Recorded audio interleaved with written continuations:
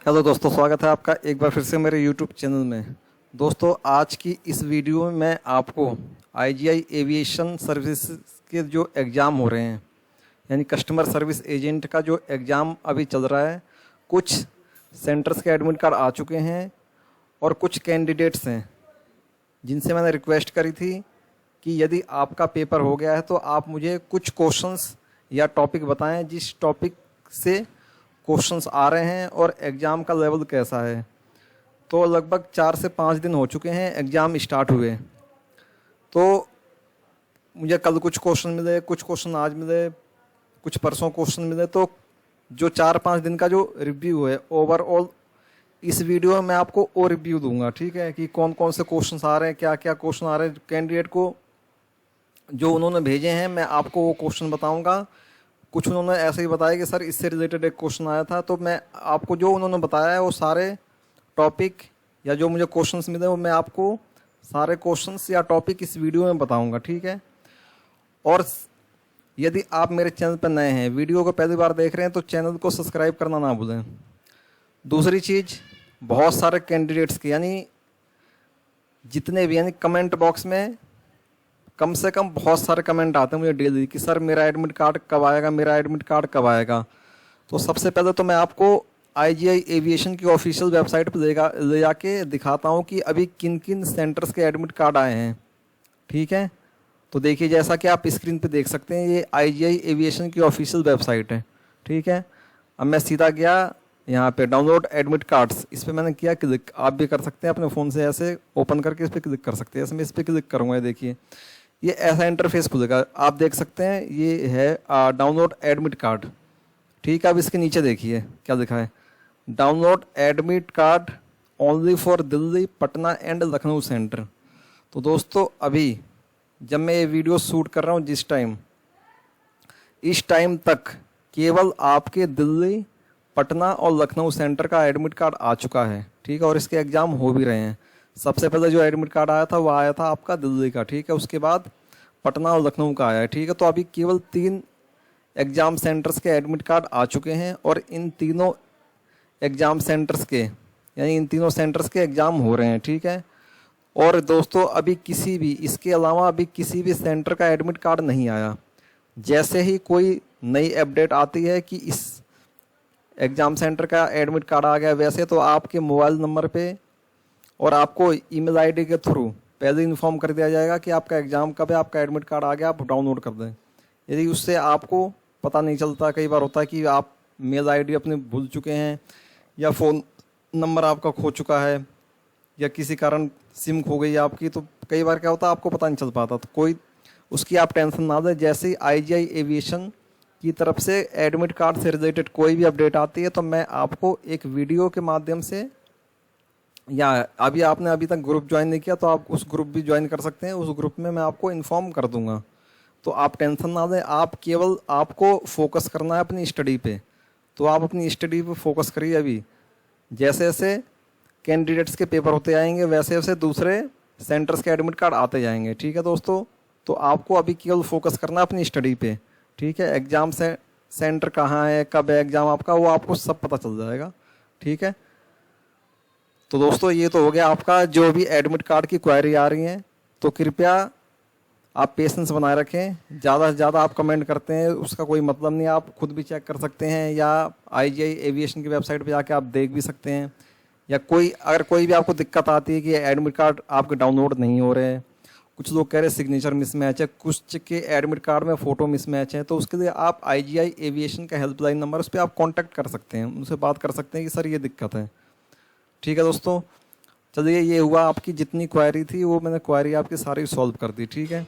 अब मैं आपको दिखाता हूँ जो स्टूडेंट्स ने जिनके एग्ज़ाम हुए हैं उन्होंने जो मुझे क्वेश्चंस या टॉपिक बताए हैं, मैं उन क्वेश्चंस और टॉपिक को आपको बताता हूँ कि क्या क्या क्वेश्चंस आए हैं, किस तरह के क्वेश्चन आए हैं, ठीक है। एग्ज़ाम का लेवल क्या है देखिए।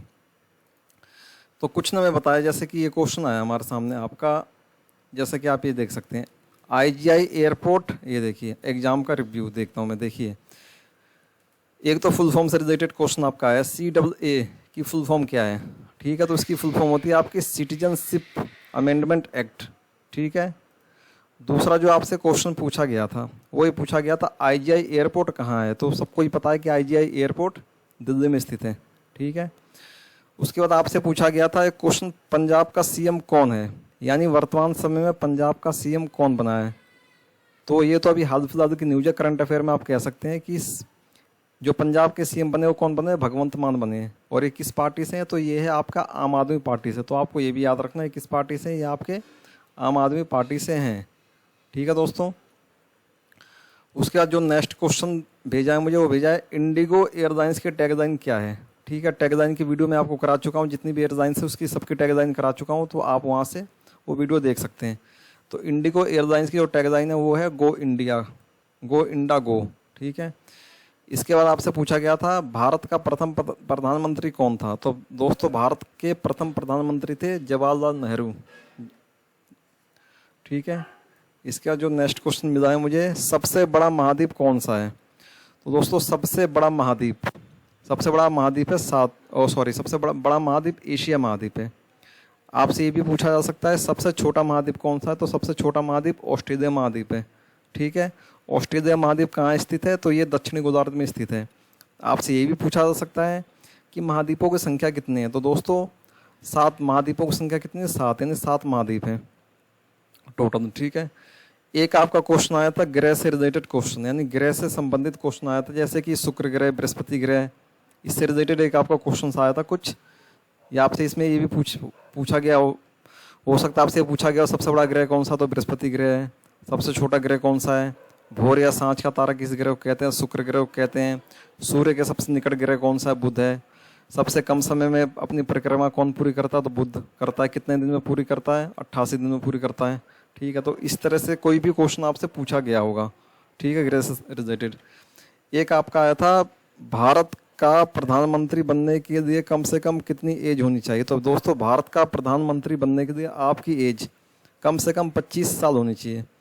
25 साल एज इसलिए होनी चाहिए क्योंकि जो भारत का प्रधानमंत्री होता है वो लोकसभा का अध्यक्ष होता है, और लोकसभा का जो अध्यक्ष होता है, यानी लोकसभा का मेंबर होता है वो, ठीक है। तो जो लोकसभा का मेंबर होता है, तो लोकसभा का जो इलेक्शन होता है उसमें जो न्यूनतम आयु मांगी जाती है वो मानी जाती है 25 ईयर्स। तो प्रधानमंत्री बनने के लिए न्यूनतम आयु आपकी 25 साल होनी चाहिए। इसके बाद आपका AAI की फुल फॉर्म पूछी थी, ये तो आपको पता ही होगा, एयरपोर्ट अथॉरिटी ऑफ इंडिया, ठीक है। इसके बाद है आपका IGI एयरपोर्ट पर कितने टर्मिनल हैं, ठीक है, ये भी मैं आपको करा चुका हूँ। IGI एयरपोर्ट पर 3 टर्मिनल हैं, ठीक है। इसके बाद है आपका FAA का पुराना नाम क्या था। आई थिंक ये क्वेश्चन भी मैं आपको करा चुका हूँ किसी वीडियो में। FAA का पुराना नाम क्या था, CAA, ठीक है, इसका पुराना नाम था। इसके बाद है वायुयान की ऊंचाई मापने वाला यंत्र कौन सा है। ये मोस्ट इंपॉर्टेंट क्वेश्चन है, ये क्वेश्चन मैं भी करा चुका हूँ, मैं जो लास्ट वीडियो बनाई है मैंने इससे उसमें ही, ठीक है। ये साइंस में पूछा, आपको GS में पूछा सकता है, वैसे इसमें पूछा गया है, ठीक है। तो वायुयान की जो ऊंचाई होती है, मापने का यंत्र होता है, उसे कहते हैं अल्टीमीटर। अल्टीमीटर से किसी भी वायुयान की ऊंचाई मापी जाती है। इसके बाद है आपका नेक्स्ट जो पूछा गया था, इन्होंने पूछा था स्पाइस जेट का हेडक्वार्टर कहाँ है। तो स्पाइस जेट का हेडक्वार्टर गुड़गांव में है। जितने भी इंडियन एयरलाइंस है इसकी सारे एयरपोर्ट, कौन सा एयरपोर्ट कहाँ स्थित है, ये सारी वीडियो मैं आपको करा चुका हूँ। यदि आपने नहीं देखी तो आप जाके मेरे चैनल पे देख सकते हैं। इसके बाद है आपका इंडियन एयरलाइंस का नेशनलाइजेशन कब हुआ, यानी भारतीय वायुयान यानी वायु सेवा यानी एयरलाइंस का राष्ट्रीयकरण किस वर्ष हुआ, ये हुआ 1953 में। ये मोस्ट इंपॉर्टेंट क्वेश्चन है, कई वीडियो में आपको कम से कम 1 से 2 वीडियो में क्वेश्चन करा चुका हूँ। इसके बाद है आपका दमदम एयरपोर्ट कहाँ है। तो दोस्तों दमदम एयरपोर्ट है आपका कोलकाता में। कौन सा एयरपोर्ट कहाँ है, इस पर भी मैं वीडियो आपको करा चुका हूँ क्वेश्चंस, तो आप जाके वो पूरी वीडियो देख लें। इसके बाद आपका भारत का सबसे छोटा एयरपोर्ट कौन सा है, ये आपका त्रिची एयरपोर्ट है, ठीक है। भारत का सबसे व्यस्त एयरपोर्ट कौन सा है, तो ये है आपका इंदिरा गांधी इंटरनेशनल एयरपोर्ट जो कि दिल्ली में स्थित है। इसके बाद है आपका इकोनॉमिक्स का जनक किसे कहा जाता है। तो दोस्तों इकोनॉमिक्स का जनक कहा जाता है एडम स्मिथ को। BCAS कब अलग हुआ, मिनिस्ट्री से अलग हुआ 1987 में। ये क्वेश्चन भी आया था आपका। और इसके बाद एक क्वेश्चन ये मिला है ब्लैक बॉक्स का कलर कैसा होता है। तो ब्लैक बॉक्स का कलर होता है आपका नारंगी, इसका जो रंग होता है, कहते हैं ब्लैक बॉक्स है लेकिन जो इसका कलर होता है ये आपका होता है नारंगी। अब चलते हैं इंग्लिश। इंग्लिश से कुछ क्वेश्चन मिले, जैसे फ्रेंडली। फ्रेंडली की आई थिंक कॉर्डियल सपोर्टिव, यानी फ्रेंडली की या सिनोनिम्स पूछा था इन्होंने, यानी सिमिलर वर्ड। तो कॉर्डियल होता है और सपोर्टिव। कॉर्डियल में क्या होता है, मित्रता, और सपोर्टिव में जो आपको सपोर्ट करे, एक तरह से आपका मित्र हुआ वो। तो ये इसका सिमिलर वर्ड है। इसके बाद है बैरन। बैरन का अपोजिट था फर्टाइल, यानी इसका अपोजिट वर्ड पूछा गया था ये, ठीक है। इसके बाद आपकी प्रीपोजिशन पूछी गई थी। ये आपकी जो प्रीपोजिशन है ये आपकी फिल इन द ब्लैंक्स में पूछी गई थी, ठीक है। तो ये मैं आपको करा चुका हूँ। ये फिक्स प्रीपोजिशन होती है, ये इनके साथ आता ही आता है। जैसे एफ्रेड, एफ्रेड के साथ हमेशा ऑफ ही आएगा। इसके बाद एंग्री, एंग्री के साथ हमेशा विद आता है, ठीक है, चाहे सिचुएशन कुछ भी हो। अप्लाई, अप्लाई के साथ टू और फॉर, ये इसकी दो सिचुएशन होती है। अप्लाई के साथ टू, टू आएगा जब आप किसी, जैसे आप किसी प्रिंसिपल वगैरह को लेटर लिखते हैं, अप्लाई टू प्रिंसिपल। और आप यदि किसी, जैसे आपने किसी भी एक गवर्नमेंट एग्जाम एसएससी वगैरह में किसी पोस्ट के लिए अप्लाई किया तो वहाँ फॉर का प्रयोग किया जाता है। Apply for custom officer post, ठीक है। इसके बाद है ये आ गया आपका, ये कंजक्शन होते हैं। नीदर, नीदर के साथ हमेशा नॉर आता है, ये भी आपको याद रखना है। आइदर, आइदर के साथ हमेशा और आता है। इसके बाद है आपका ये आ गया one word substitution. Government by one person, यानी एक व्यक्ति की सरकार को हम क्या कहते हैं, ऑटोनॉमी या ऑटोक्रेसी कहते हैं, ठीक है। इसके बाद है ए रेमेडी फॉर ऑल डिजीज, इसे कहते हैं पेनिकिया, ठीक है, यानी सभी मर्ज की एक ही दवा, उसे कहते हैं पेनिकिया। इसके बाद है आपका मैडन स्पीच। मैडन स्पीच को हम कहते हैं फर्स्ट स्पीच, यानी मैडन स्पीच में क्या होता है, किसी व्यक्ति द्वारा दिया गया प्रथम भाषण को हम मैडन स्पीच कहते हैं। इसके बाद है आपका कॉन्ग्रेचुलेसन, यानी कॉन्ग्रेचुलेसन की आपकी स्पेलिंग एरर से क्वेश्चन था ये, इसकी स्पेलिंग पूछी गई थी, तो आप इसकी स्पेलिंग याद कर देना। उसके बाद है ट्वेल्थ, ट्वेल्थ की भी स्पेलिंग पूछी गई थी, स्पेलिंग एरर से क्वेश्चन था, तो इसकी स्पेलिंग होती है TWELFTH, ट्वेल्थ, ये करेक्ट स्पेलिंग है। और कॉन्ग्रेचुलेसन की करेक्ट स्पेलिंग ये है। इसके बाद आपका जो क्वेश्चन आया था आर्टिकल से रिलेटेड क्वेश्चन आया था इंग्लिश में, AN और द, इसका जो आया था ये फिल इन द ब्लैंक्स आया होगा आपका, या तो 4 ऑप्शन दिए होंगे, उनमें से पूछा होगा कौन सा ये सुटेबल है इसकी, ठीक है। इसके बाद है आपका रीजनिंग। रीजनिंग में क्वेश्चन तो पता नहीं चलता, लेकिन कुछ ये बताए टॉपिक इन्होंने, नंबर सीरीज से क्वेश्चन आ रहा। नंबर सीरीज जैसे 2, 4, 6, 8, अगला नंबर क्या होगा 10, यानी 2 का कंटिन्यू 2 जुड़ते आ रहे हैं उसमें, इस टाइप की सीरीज होती है। आपका गुणा भी हो सकता है, डिवाइड भी हो सकता है, इस टाइप की सीरीज होती है।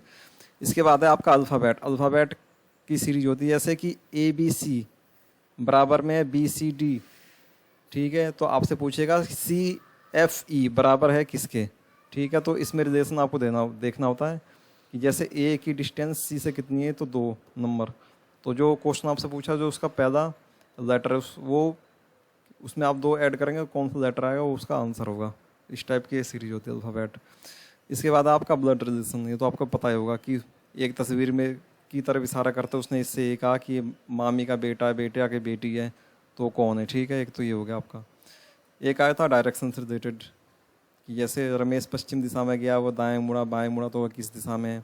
या आपसे ये भी इसमें पूछा सकता है कि अगर वो उत्तर दिशा में गया फिर दक्षिण गया, तो उसने अगर उसे कम से कम डिस्टेंस ट्रेवल करनी हो तो कम से कम कितनी दूरी में आएगा, तो इसमें आपका पाइथागोरस थ्योरम लगती है, ठीक है। इसका ये हो गया आपका रीजनिंग का। मैथ के जो मिले नंबर सिस्टम, नंबर सिस्टम से ऐसे कि आपके क्वेश्चन होते हैं इस संख्या में भाग देने पर शेषफल कितना बचेगा, ठीक है। ये हो गया नंबर सिस्टम में जो आपकी बेसिक मैथ होती है, नंबर सिस्टम बेसिक मैथ होती है, ठीक है।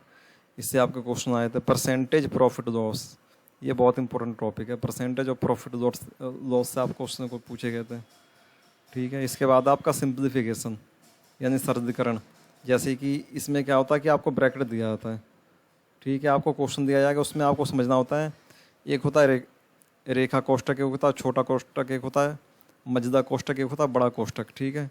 तो सबसे पहले जो सॉल्व करेंगे आप उसे, जो इस टाइप का बार वाला कोष्टक होगा उसे, उसके बाद आप छोटा, फिर मझला, फिर बड़ा, ऐसा करके क्वेश्चंस होते हैं इसके सिंप्लीफिकेशन के।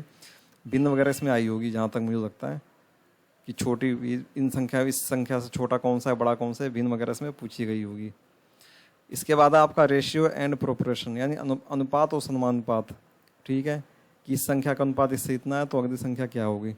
या आपसे इसमें एज का भी पूछा सकता है कि राम की आयु और श्याम की आयु का अनुपात 4:5 है, ठीक है। तो इसकी आयु इतने वर्ष बाद कितनी होगी, ये आपसे पूछा सकता है, ठीक है। तो दोस्तों ये जो मुझे कैंडिडेट्स ने जो कुछ क्वेश्चंस बताए हैं और कुछ टॉपिक बताए हैं वो मैंने आपको बता दिए, तो आई होप कि मेरे द्वारा दी गई जानकारी आपके समझ में आई होगी। यदि आपको वीडियो पसंद आती है तो वीडियो को ज़्यादा से ज़्यादा लाइक करें और अपने दोस्तों के साथ शेयर करें। तो दोस्तों मिलते हैं नेक्स्ट वीडियो में, तब तक के लिए गुड बाय।